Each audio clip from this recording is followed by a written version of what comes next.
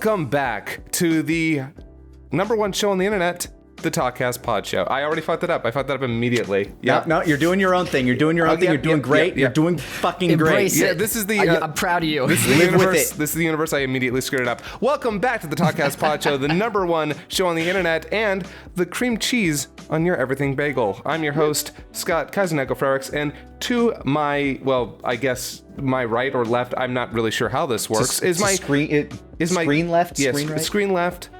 Very good friend, Nick Lani Torlandis. Say hi, Nick. Hi. It really sounds like you're fucking when you say it like that. It really does. It absolutely does. My good friend. And just they were in roommates. an alternate universe, maybe, but not this one. The one where we have hot dogs for hands. Yeah. And then over here, we have Jesse Tupaki, destroyer of the multiverse. Okay, that one worked out. There we go. I have a hot dog in my pants. Yeah. Honestly, I cannot think of a more appropriate movie to talk about on this, the day of, the dankest day of the year. Because this movie's a fucking trip, man. It really stupendously is. I think if you watch this movie high, it's going to be 8 hours long. Funny enough, this is the first movie I've seen with you guys where I wasn't some form of inebriated, just because, like, I feel like I needed a clear head the first time through on it. Yeah. I like that when we went to the Jujutsu Kaisen movie, you sat down next to me and I'm like, oh, okay. I offered, you turned me down. I know what state of mind I like to be in when I'm watching Jujutsu Kaisen. By the way, he offered me a completely legal substance. It was actually alcohol, so don't worry. It's fine. Yeah, it's good. It's completely legal giggle juice. So yeah, Perfect. Today we're going to be talking about one of the biggest films of the year for me. It probably won't be the biggest in the box office, but it is definitely, to me, the most important film that's released, I'd say, in the last several years. But before we jump, you were big on this one. oh yeah, no, I am so big on this one. I will sing its praises probably to my death. But before we get into that, we have a little something that we like to call the roundup.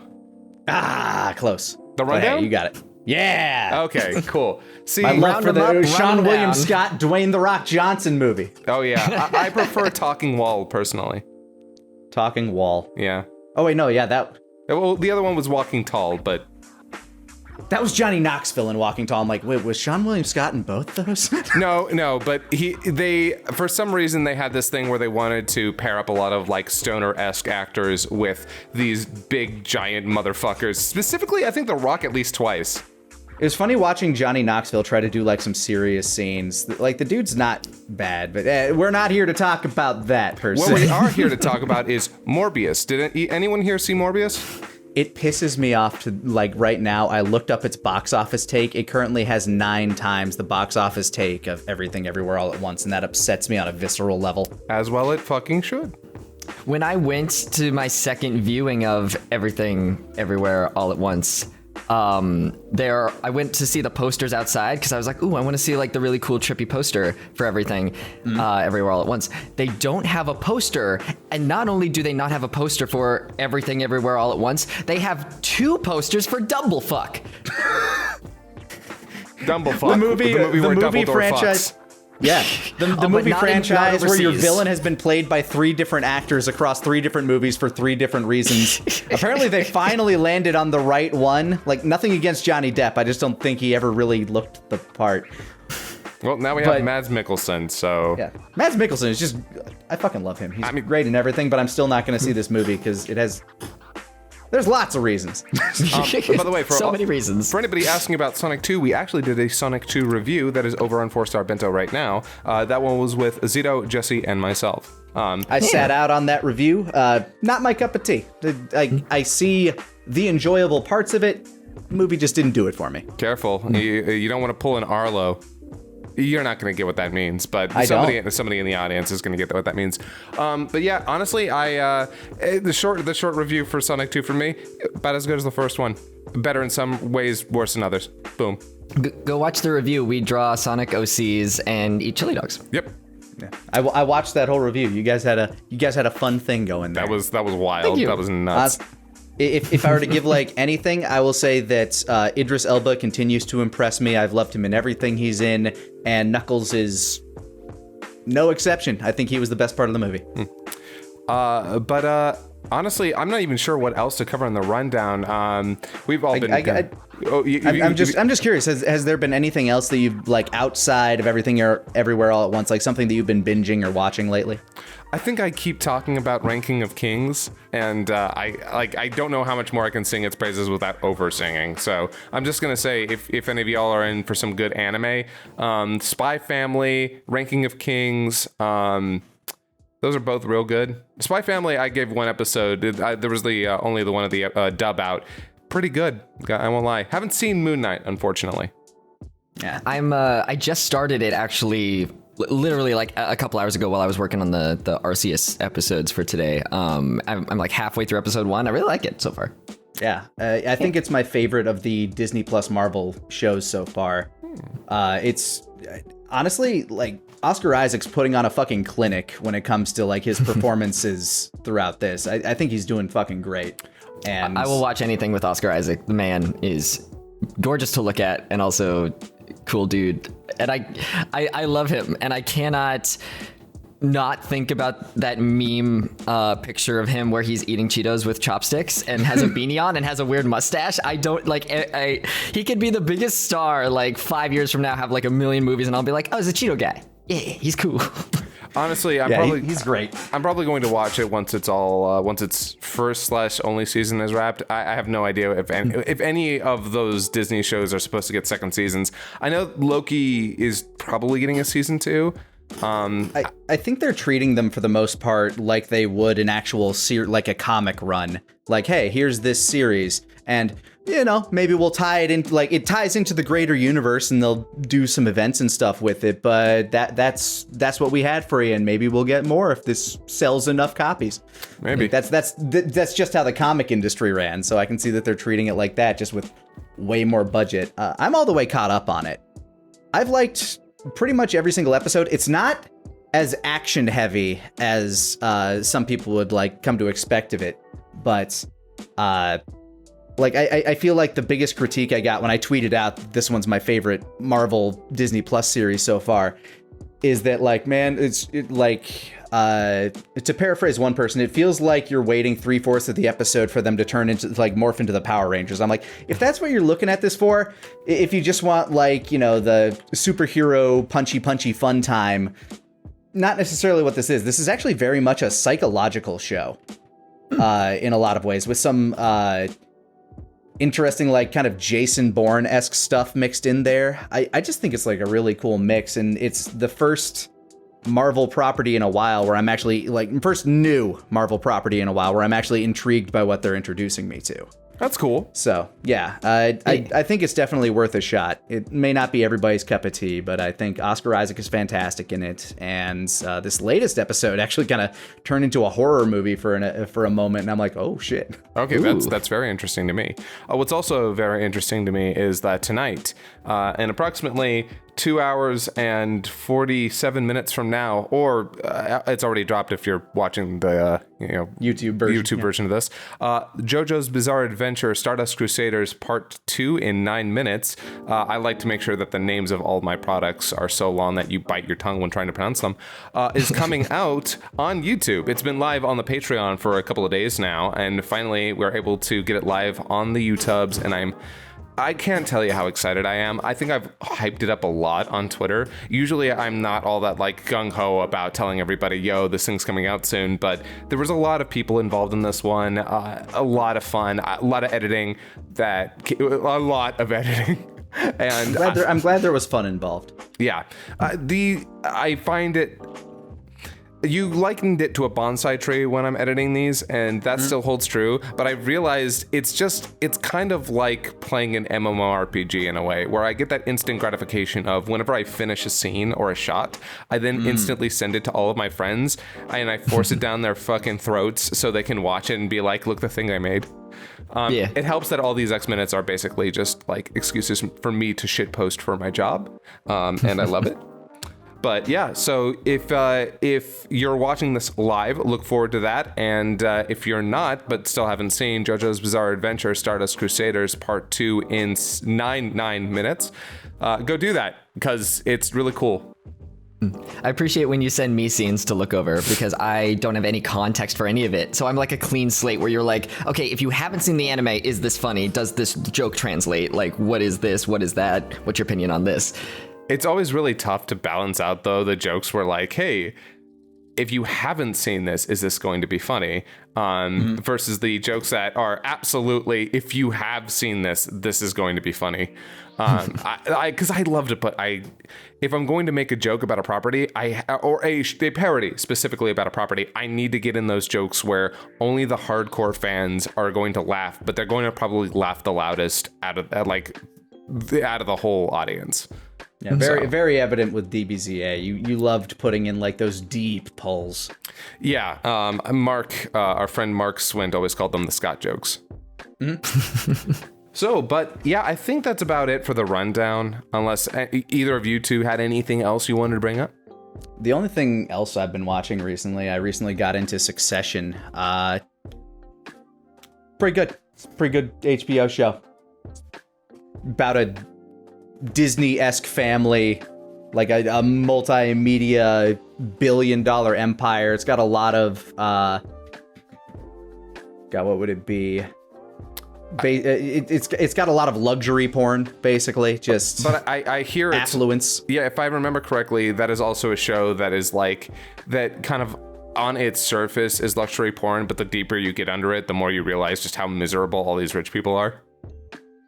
It doesn't really hide that very much at all. The misery is very front and center, if I'm gonna be honest. But Kieran Culkin is in it, who I hadn't really seen in much since Scott Pilgrim, and he's always funny. And the show actually has like a very dry sense of humor, but it works, and I've been enjoying it. I'm just moving on to season 3, which I think is the last season that they currently have out right now.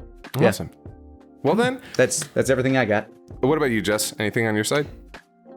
I was at a con this week, but before that, I was replaying Undertale on my streaming channel because I'm just rediscovering. I love Undertale so much. I love Undertale. It's a good game. Yeah, it's a good game. Have you played any Deltarune?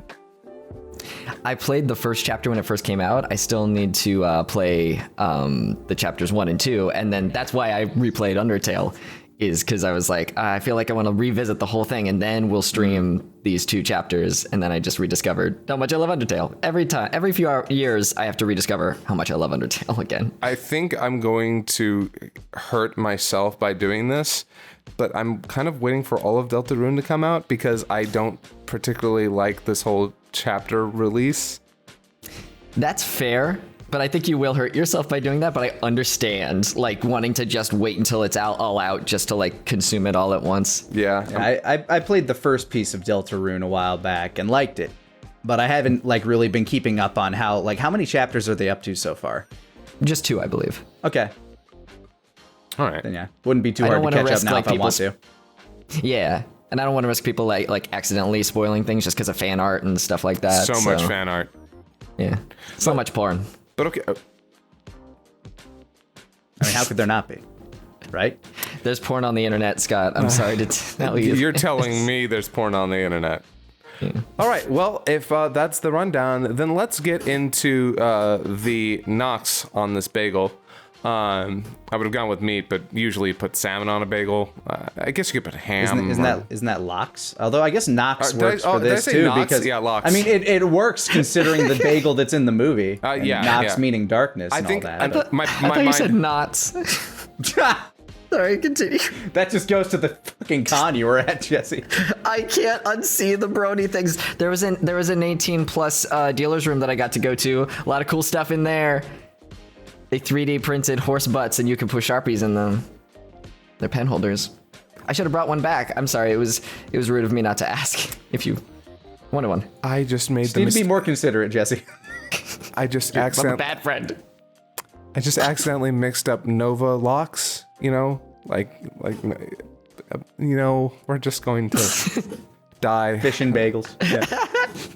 Anyway, everything, everywhere, all at once. This is actually a film that was directed by two directors that I had no idea that I was actually already familiar with. They made a film called Swiss Army Man that I believe was Netflix only. I'm mostly sure. I don't know if it actually. Nope, it did get a limited theatrical release. I'm sorry. Swiss Army Man premiered limited in theaters. And I ended up seeing on Netflix. It actually starred Daniel Radcliffe and Paul Dano, and it is a disgusting film, but it is also incredibly funny and oddly touching and very artistic. And more than anything, stupendously well made. Like, it is if you haven't seen the film and you watch this after Everything Everywhere All at Once, you can smell their touch on it. They also did the music video for Tenacious D: Rise of the Phoenix, their last album, possibly ever. I don't know. Oh wow, okay. I actually didn't know that. Yeah, they've actually, the directors, the D's as they like to go by, the Daniels. Sorry, they go by the Daniels. Daniel Scheinert and Daniel Kwan. Have worked on a lot of music videos, both together and independently. And this particularly, Everything Everywhere All at Once, is their second film that they've directed together.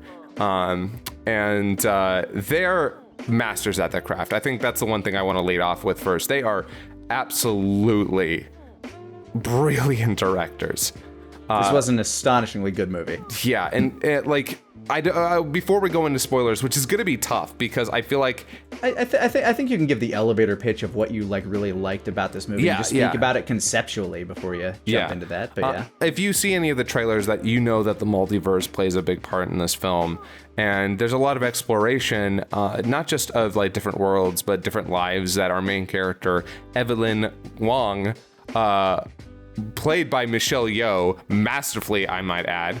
It's really all about, like, the central core of the movie is just sort of her exploring her life and the meaning of life through looking at other universes. There's way more to it than that, and it is an exceptionally funny film. Like, I've actually met a couple of people who said that the comedy in this didn't do so much for them, and I'm just confused on every level. I haven't laughed so hard at a film in a decade. This was easily one of the funniest films I've watched in years. It had a very strong, like if I were to just elevator pitch it, think of it like Scott Pilgrim, but pitched more for adults with that and with like a very strong sci-fi plot. Like it has that kind of sci-fi fantasy element to it. It definitely has like a lot of intelligent humor and a lot of very irreverent kind of humor as well. It's really cool because you're actually really on point with the Scott Pilgrim comparison, though I feel like that might put people off because they might remember Scott Pilgrim for being a story that is kind of about a bunch of douchebags just kind of being douchebags. Because I actually rewatched that not too long ago. For me, it mostly still held up. The action's amazing. The script is fucking out of this world. The special effects and fights and everything about it.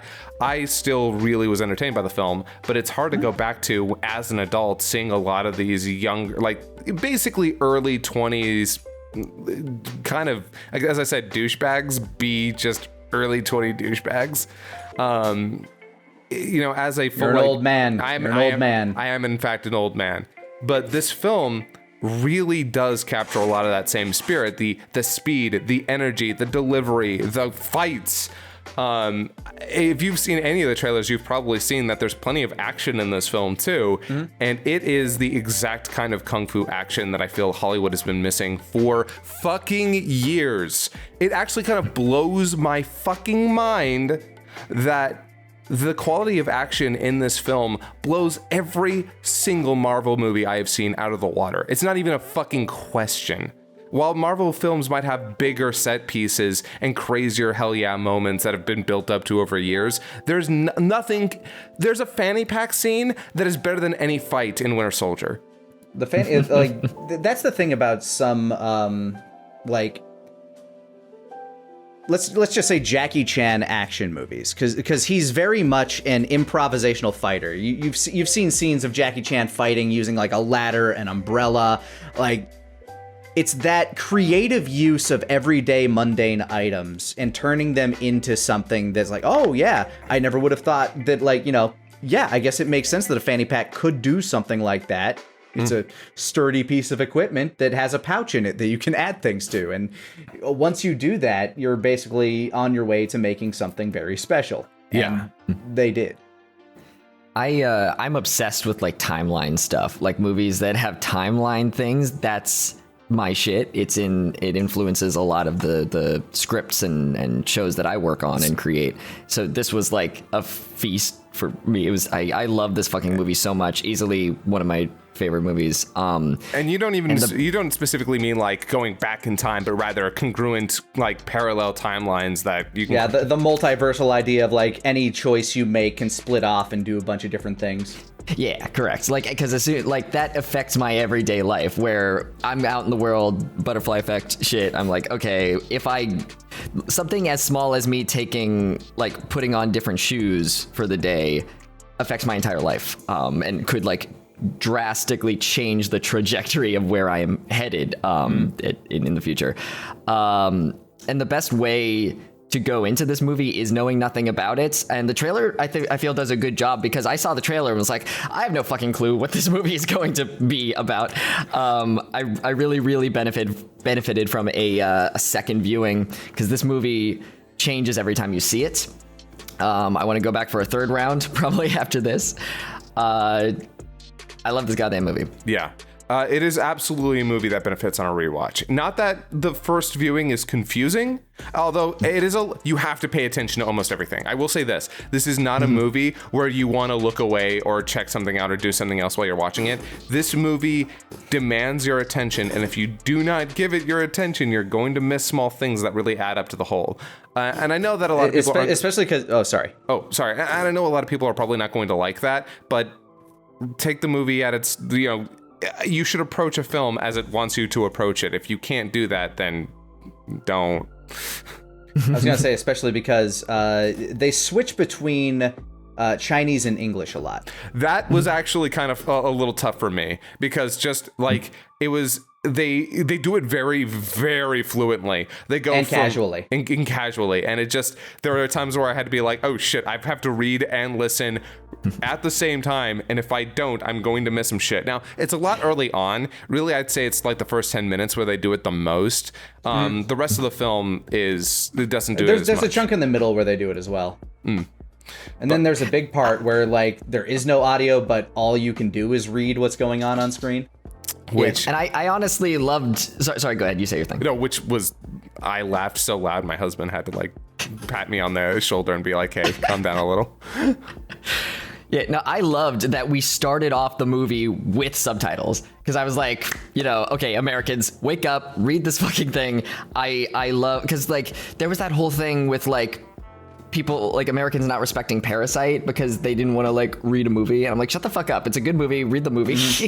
It's good. Like we've been spoiled by, I want to absorb the cultures of other people. I want to absorb like the stories that a language that I'm not fluent in is trying to tell, and like you were saying, this movie does it really well. Like they very fluidly go between English and that, and it's and I liked it. We got a whole like everything bagel. We got an everything bagel of language, because we got subtitles. We got like subtitles that were I guess captions. Like we got all kinds of different things. We got people just speaking English. We got we got Evelyn at one point starts speaking something that's just hoots. Like we got so many different languages, and it really is just an everything big. The everything bagel is a really good analogy for the whole movie. We got a little bit of everything in this fucking movie, like, and also just the style of humor. There's all different kind of styles of humor that appeal to different people in this movie. There's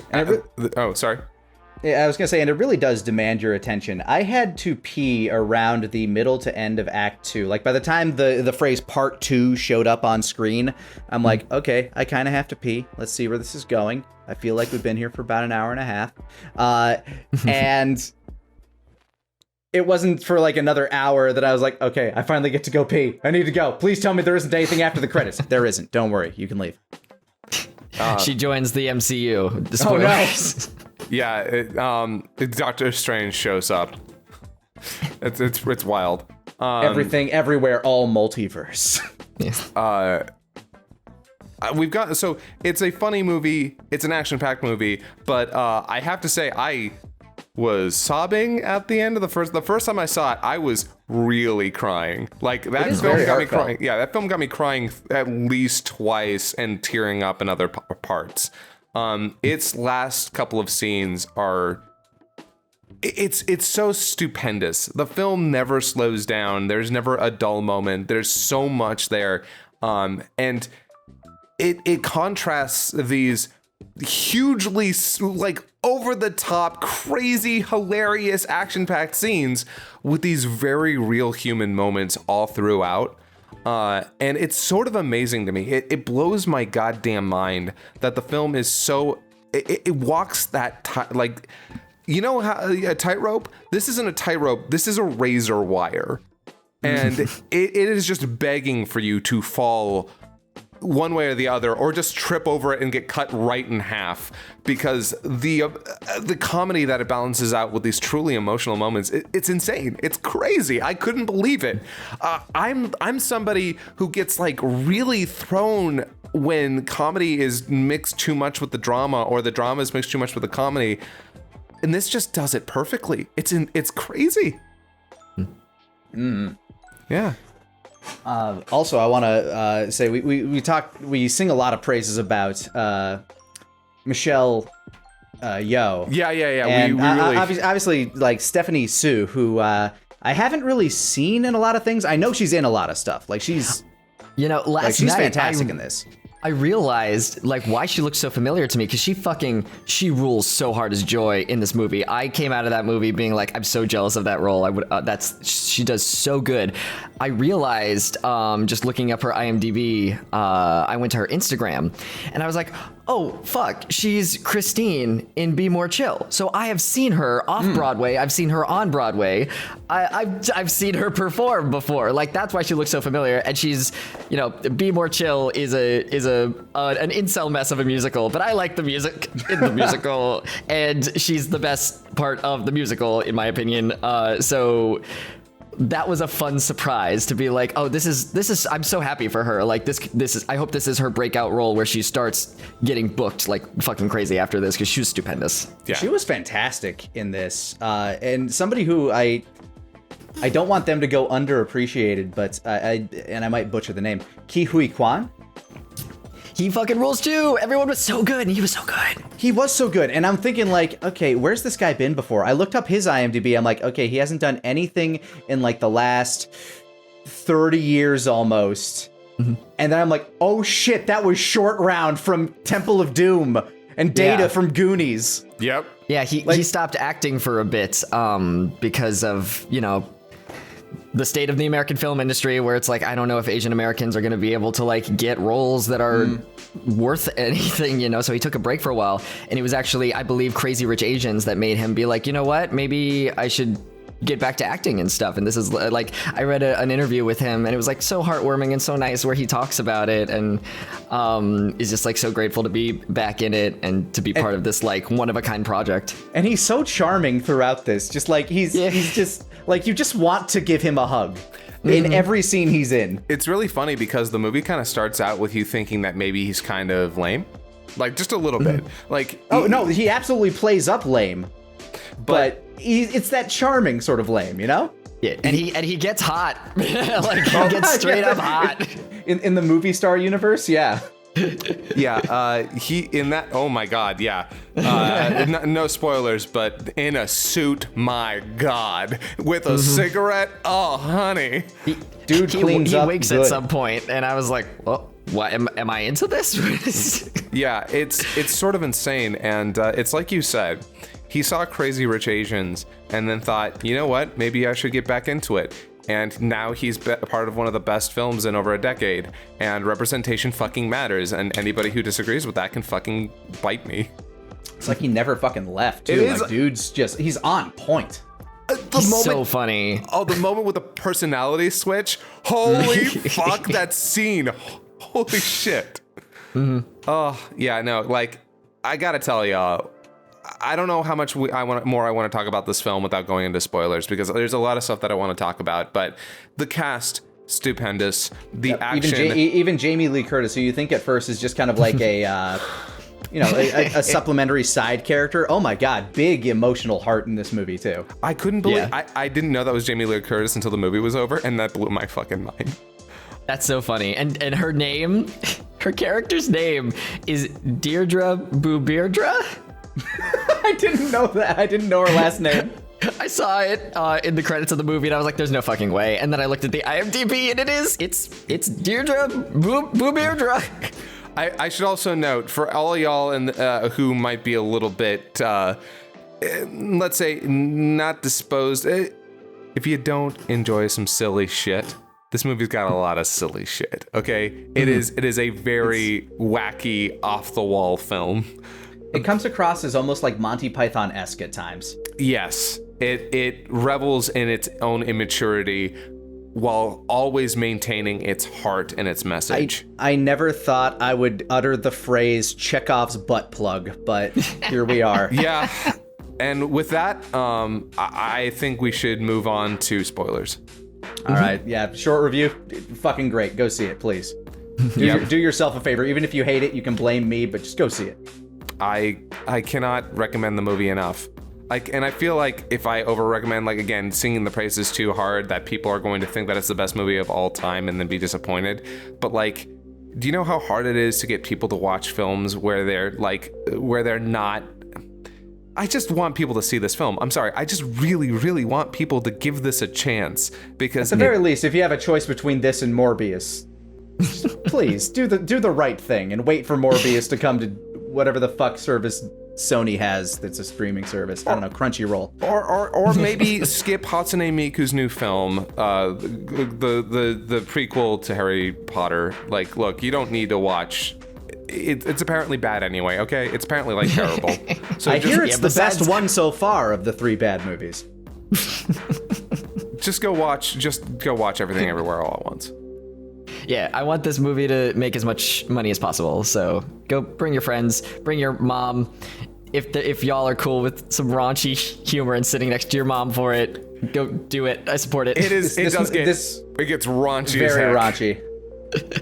This movie screams cult classic to me. Oh yeah, and I could see it holding that status. Now that being said, spoiler time. So hey everybody, if somebody just got here, we're talking about Everything Everywhere All at Once, and hey, it's spoiler time. First thing I just want to bring up real quick is I love Jobu Tupaki so fucking much. Yes. You mentioned the name Joy earlier, and I think that was good set there, good play, because for most of the film she's Jobu Tupaki.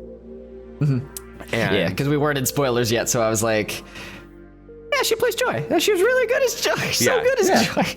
I also looked up the name Jobu Tupaki to find out, hey, what's the relevance here? There is none. It's a nonsense name. They just thought it was really funny. That's funny. It. Which I think is way better. I think it sounds cool. They literally said it's a fun name to say, and they would love to name their kid that. So that they were like, well, we're going with Jobu Tupaki. And so yeah, I was not prepared for the daughter to give that sort of performance, because. Oh, go ahead. Oh no, you're in the middle of a thought. When she when she's on film early on as the daughter, it's like, oh, okay, so you're the disaffected like late teens, early 20s young woman who's struggling with her conservative family, and I thought, okay, that's your role in this movie. And then Jobu Tupaki comes on screen, and I'm like, oh, you get to do so much more than that, much. I love the way they introduce her character too, where like they introduce the concept that you're able to cycle through the multiverses by doing something that you find uncomfortable and then like leaping to a different time, like a different timeline where you have like a different set of skills, and like the more different from your life it is, the more awkward the thing you have to do, which plays in such fantastic ways. But the way they introduced Jobu, who has this connection, like this ability to just swap between these bodies at will, kind of tilting the head and like swapping through the lives as if like flipping through the page of a book. Just such a cool image. It was more like turning the knob on a TV. Turning on the knob on a radio, yeah. Yeah. Mm-hmm. Also, it's not an awkward thing. It's an unpredictable thing. A thing that they otherwise would not do. Well, yeah, but... Yeah. Well, they're often uncomfortable. Semantics.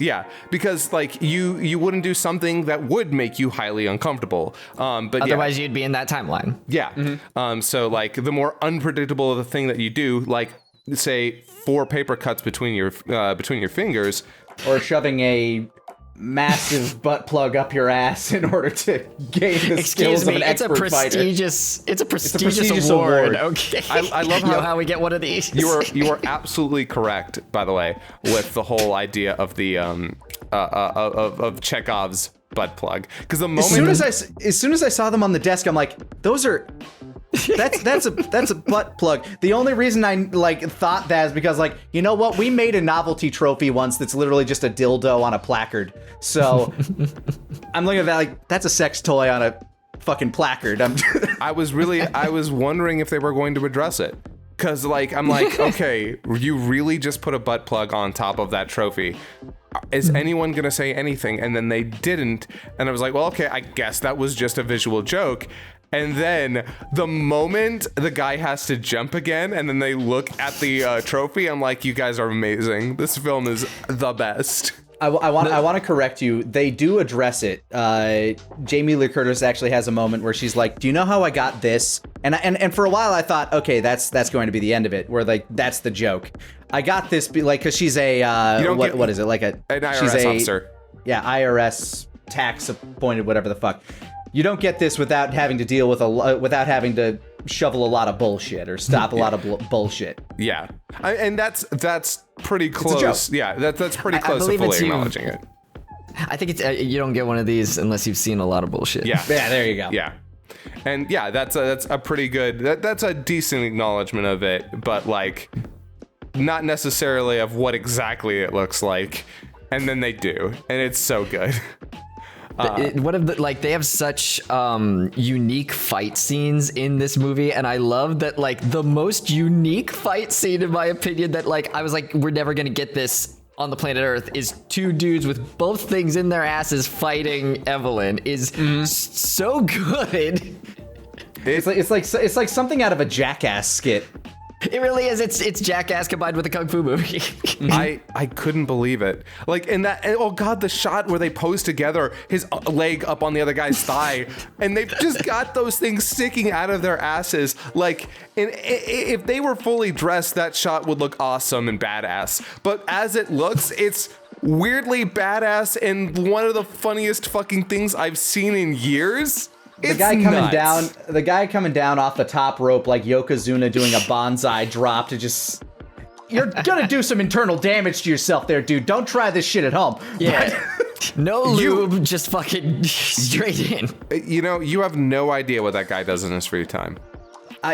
Then again, hey, it had to be extreme. It had to be extremely different from what he does in his normal life, or else he wouldn't have been able to become an expert fighter. True. So clearly he was not ready for this.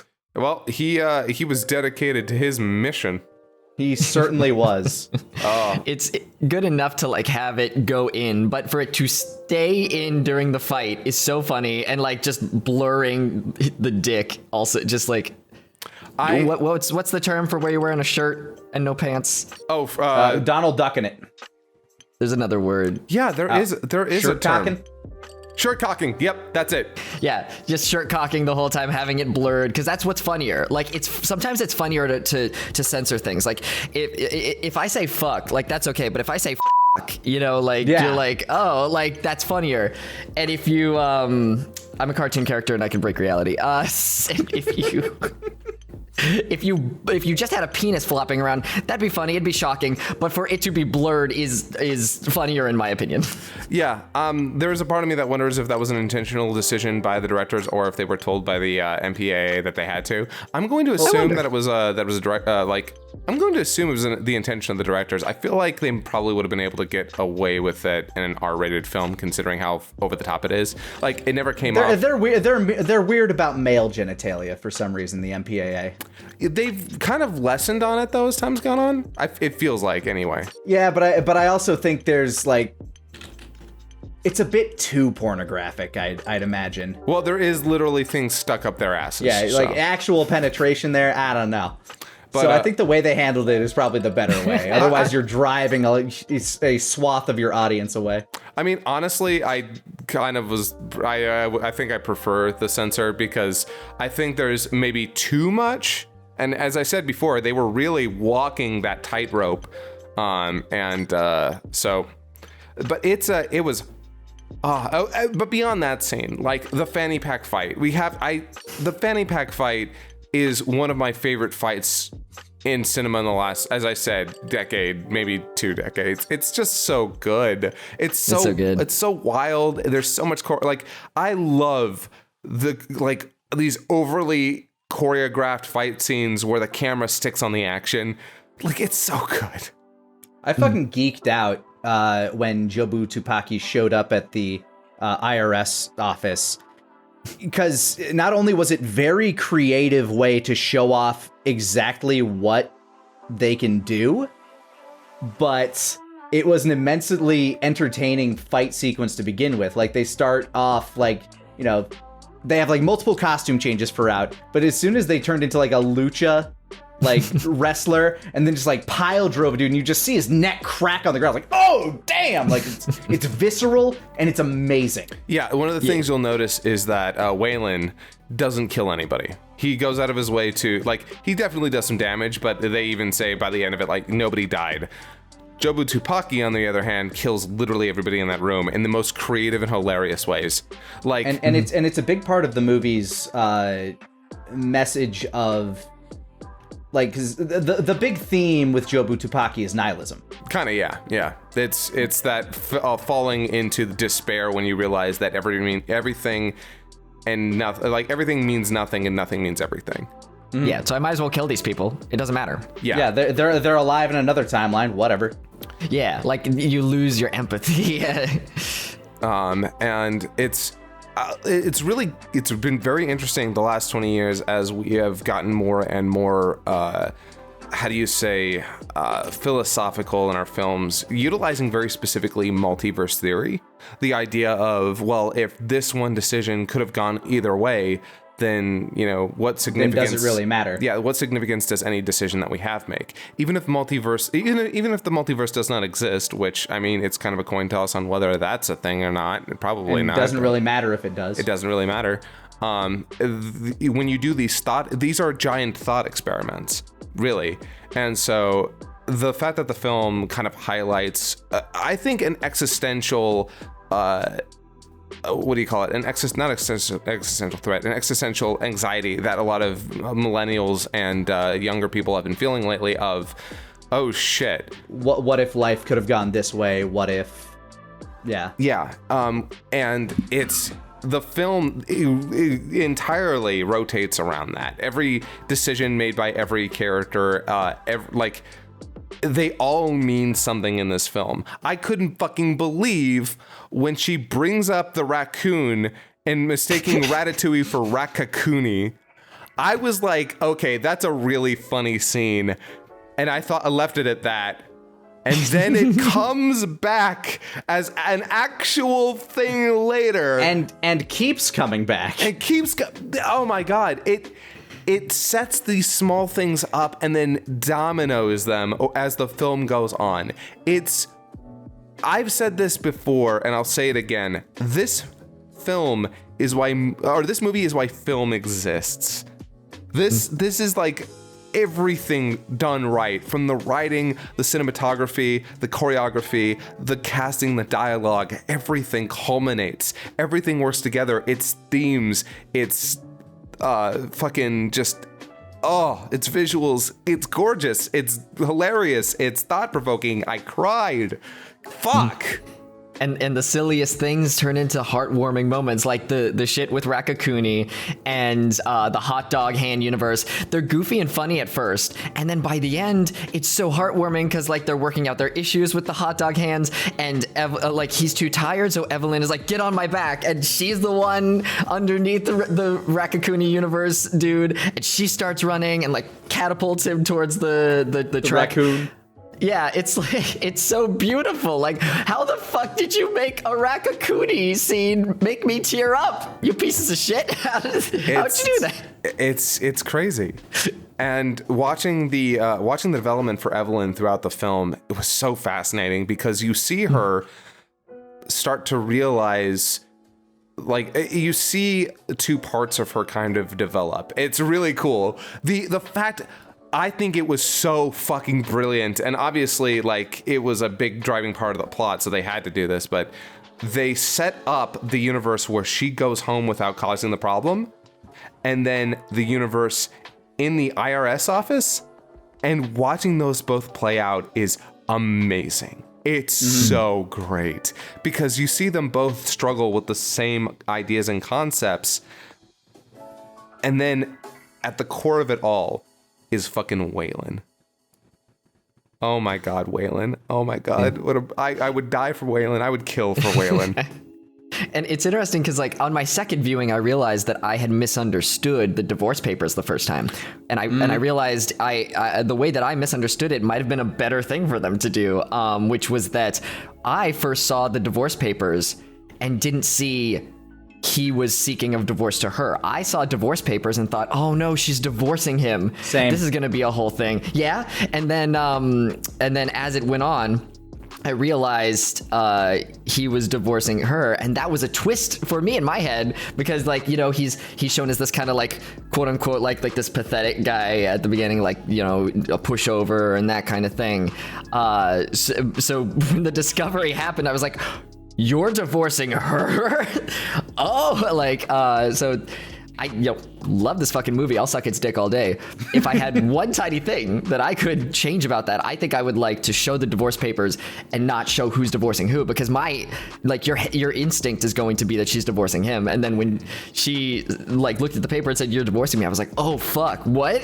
Oh, maybe I felt like that needed to be seeded a little bit earlier for me.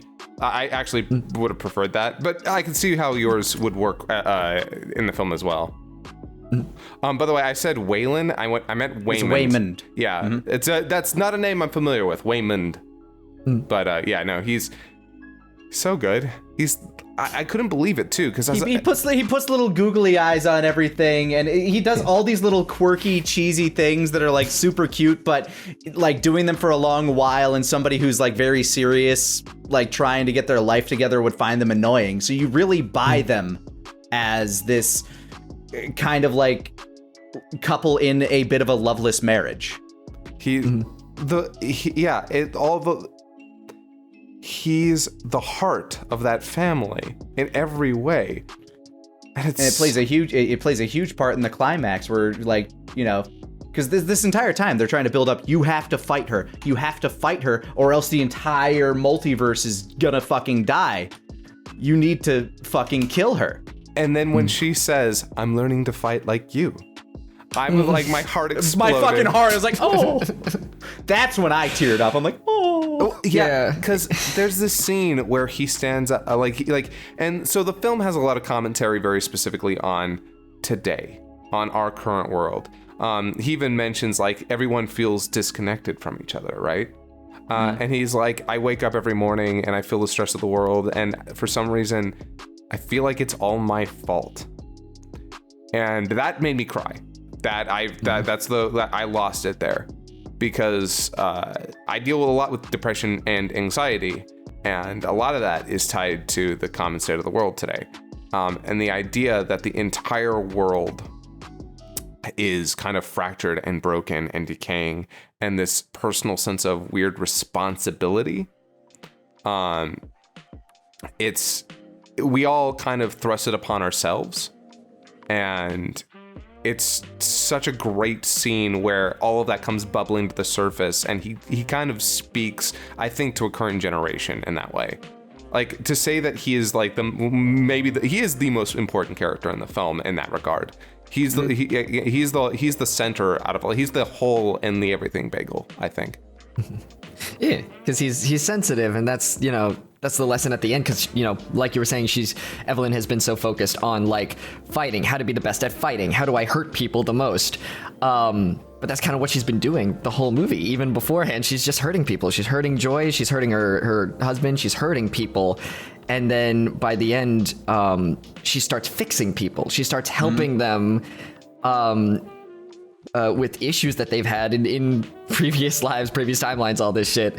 And that's what wins in the end. Love is stronger than hate. And I'll be honest, like, it's, in life, I've always been kind of like in the camp of like, love is stronger than hate in all the movies. I don't really get it because, like, it's a cheesy thing and I don't think it's true. I think this movie is the thing that convinced me that love is stronger than hate, because it gave concrete examples and shit. And I was like, I get it now. Love is stronger than hate. Like, there's that very, like, the scene where she realizes that maybe there's more to him, and not just like, some of the alternate reality versions of him that seem more suave or more cool, but the reality where she's sitting in the laundromat after she just like destroyed everything, like kind of scrapping this whole timeline for herself, after she kind of gives into the nihilism, gives into the whatever, nothing matters. And then she sees him talking to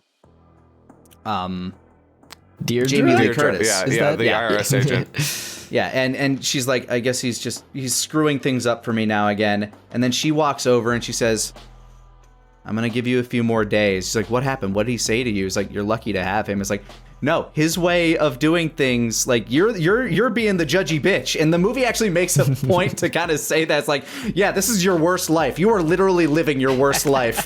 And one of the funniest lines I've ever heard in a movie. Yeah. They flat out saying you are living your worst life, and that is why you can become great, because you have nothing. You have nowhere else to go. Yeah, you didn't stick to anything, so now you can become anything. And that's why it's like, holy shit, that's wow. Yeah. And yeah, I agree. The moment where she sits down with Deidre and she says, yeah, I remember what it was like during my divorce.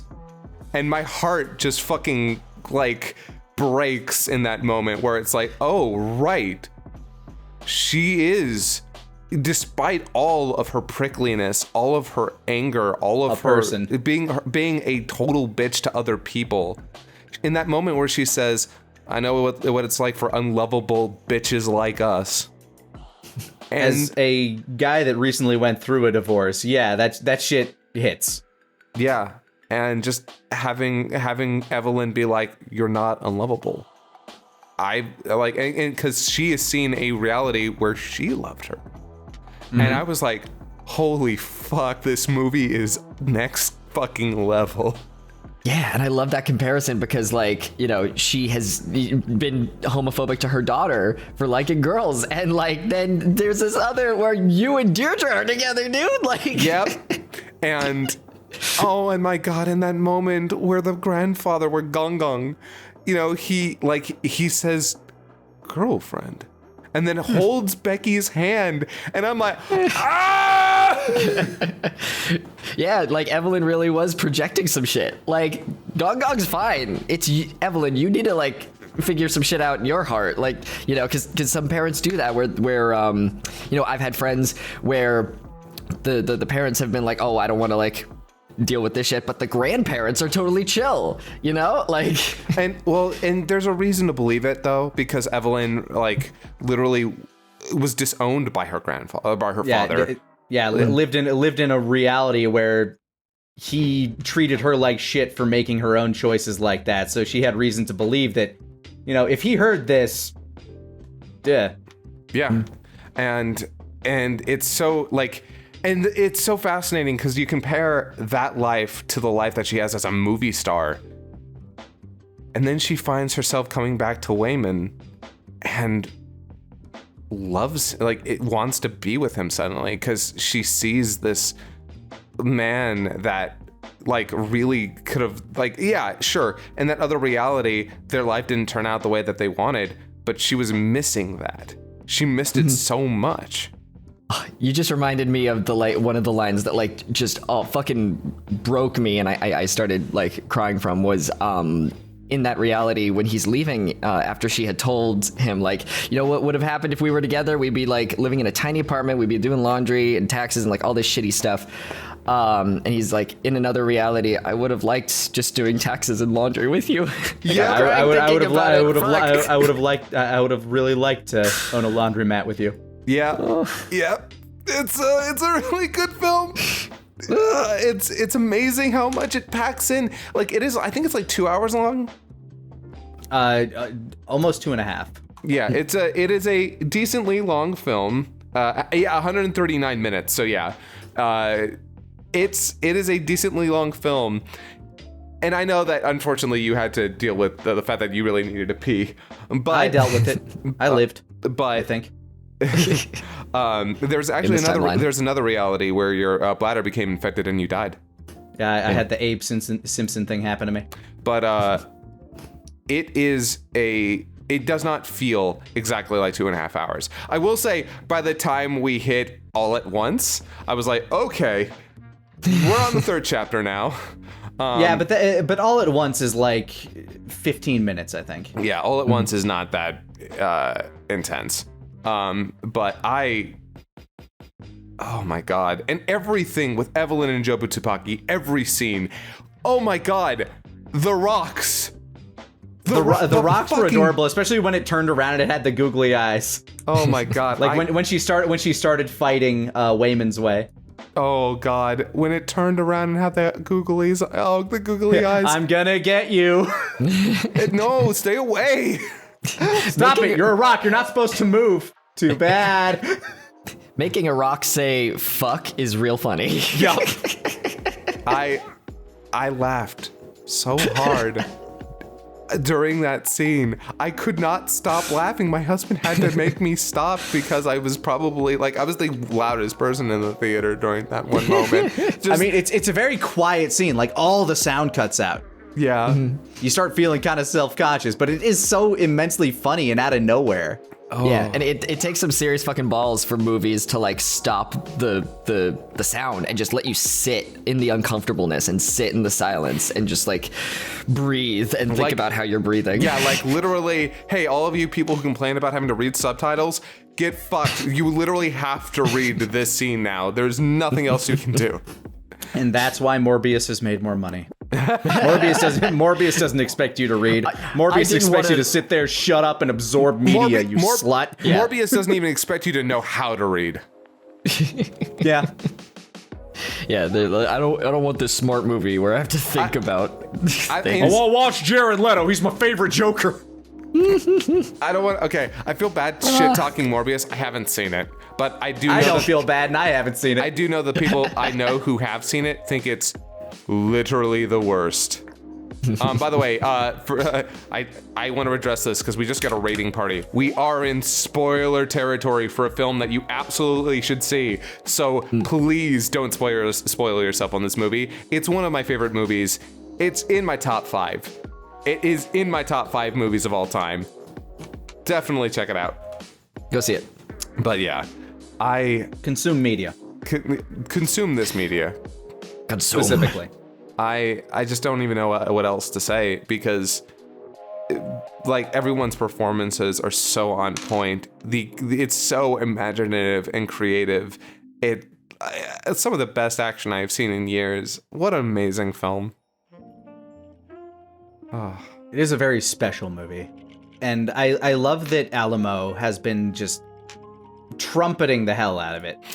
I was a little upset that it took them about a week and a half to get it into the theater over the one that we like go to, or in DFW period. But they did. They got it there. I was able to watch it twice. Yes, I am so glad I saw that movie twice. I was a little hesitant to see it again so close, like right after.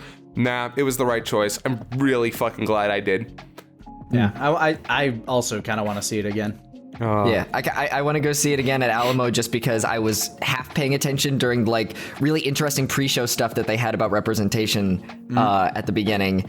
And the more I kept going back to it, I was like, oh, no, wait, go back. I wanted to see that. So I want to sit for the pre-show and like fucking focus. Also, you can see more Michelle Yeoh action scenes, which are fucking stupendous. She's been great in a lot of things. I mean, even like the very mediocre James Bond Tomorrow Never Dies, she was great in. I don't remember that film. It came out before Crouching Tiger. Like, it was one of her... I mean, Super Cop was probably her first, like, American big screen thing. That was her playing opposite Jackie Chan. But Tomorrow Never Dies... Or not Tomorrow Never Dies. Or is it? Yeah, Tomorrow Never Dies. The names get more and more ridiculous, so you can't remember which one. Yeah, Tomorrow Never Dies is the one about it's about the like newspaper mogul who's literally creating terrorist attacks to make news. That's its concept. I had seen Crazy Rich Asians, and I had actually forgotten that she played Eleanor. Which now that I remember, obviously that was her. Oh my God, I haven't seen it actually. Oh, Crazy Rich Asians is actually very good. Like, I've heard. I need to see it too. Yeah, I'm really glad that I made the time one night to just watch it on my own. Because a lot of people were just like, hey, it's actually really good, it's really funny, and you will cry. My friend Yama actually made me watch it, and I'm like, all right, I'll give it a try. And yeah, I in fact cried. And it is in fact very funny and very good. Hell yeah, because I know the guy from the Rakakuni universe, I knew him from Glee. And I saw on his IMDb that he was in Crazy Rich Asians. So it's fun that like there's all this connection to Crazy Rich Asians. Someone who got inspired to get back into acting from it, and people who are actually in it, and they're all culminating together to make a cool thing. Yeah. It's everything, everywhere, all at once. Please, if you've stayed this far, I know that we spoiled a lot of things for you, but there's nothing like watching the movie. And if you have already seen it, maybe see it again. Yeah, give it some more dollars. It deserves more dollars. Yeah. More dollars, more box office money.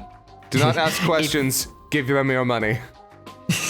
If you haven't seen the movie and you've listened this far, honestly, there's so much happening in the movie to distract you and keep your brain busy. You'll probably fucking forget everything we've said watching it. Like, you could, I usually avoid spoilers like the plague if I am going to see a movie. But this one specifically, I think you're good. Like, just go. Like, just dive in. Yeah. It's so different. It is. It's different. It's crazy. It's funny. It's emotional. It's action-packed. It's everything, everywhere, all at once.